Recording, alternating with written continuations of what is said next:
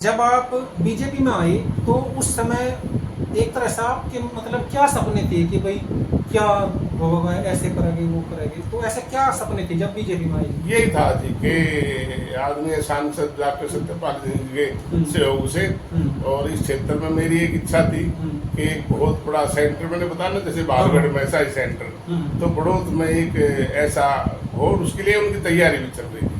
हाँ, वे प्रयास भी कर रहे थे कि एक बहुत बड़ा यहाँ खेल का सेंटर बने जिसमें सभी खेल जिसमें सभी प्रशिक्षक वहाँ हो, हाँ सभी हो उसमें, जैसे अपना पालगढ़ है या पटियाला ऐसा होता था, ऐसा एक उनका प्रयास रहा था। लेकिन दुर्भाग्य कि उनका समय राजनीतिक यहाँ क्षेत्र में हो जनप्रतिनिधि रह नहीं पाए, तो ये मुझे लगता है एक सिर्फ सपना ही रह जाए।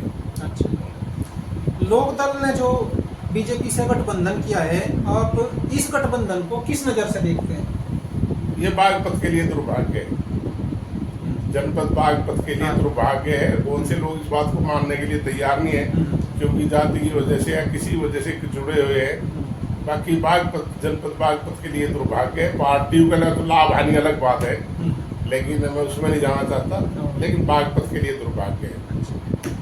चुनाव जिस तरह से ये अभी चुनाव है, सांसद का चुनाव हुआ अभी पिछले दिनों, तो इस चुनाव में आपने अपनी पार्टी के दिशा जो निर्देश थे उनको नकार दिया था और आप लोगों को मतलब एक दूसरे ही भूमिका में दिखाई दिए।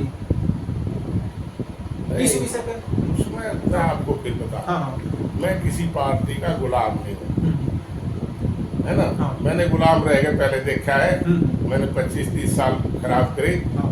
किसी व्यक्ति को किसी पार्टी का गुलाम नहीं रहना चाहिए।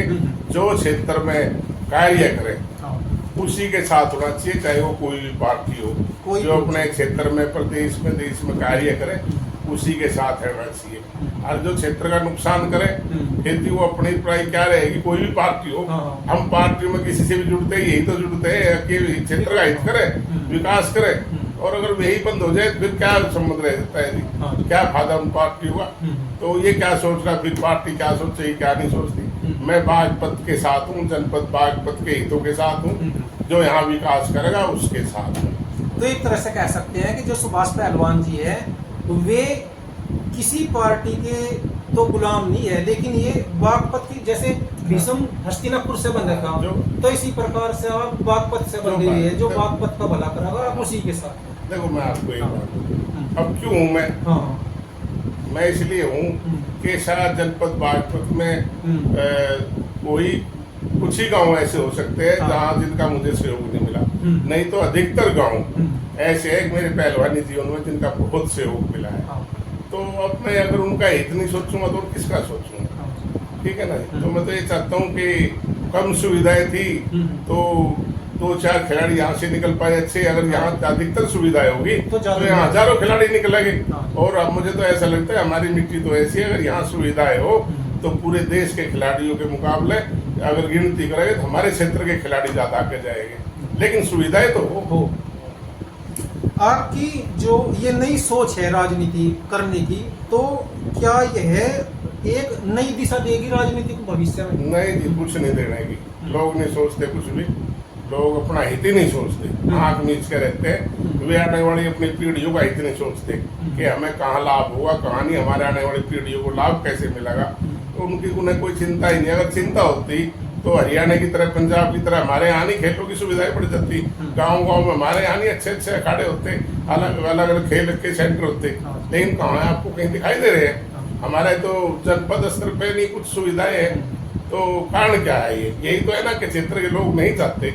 वे तो एक छोटी सी बस ये चाह गिरने की राजनीति चलती रहे, उसी में खुश रहते हैं। ये नहीं देखते कि हमारे युवा कहाँ भटक रहे हैं। अगर यहाँ गाँव गाँव में अच्छे खेल सेंटर हो तो क्या हमारे बच्चे नशे की तरफ जाए, क्या हमारे बच्चे चोरी चकारी की तरफ जाए, चाहे हमारे बच्चे गुंडागर्दी की तरफ जाए। लेकिन जब सुविधाएं कुछ नहीं तो कहाँ जाएगी, उधर यही काम करते हैं।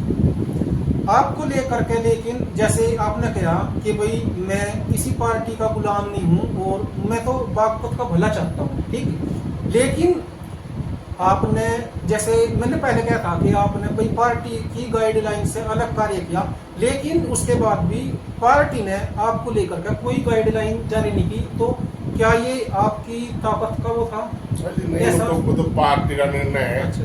वो क्या ले क्या नहीं ले, क्या सोचती है पार्टी, जब हाँ। उसके बारे में तो हाँ। मैं तो एक कार्यकर्ता ही तो था। हाँ। तो मैं क्या सोच हाँ, सकता हूँ बिल्कुल। पार्टी क्या सोच रही है, हाँ, क्या निर्णय वो ले। अलग है। हाँ, पार्टी का जो इच्छा करे वो निर्णय लो।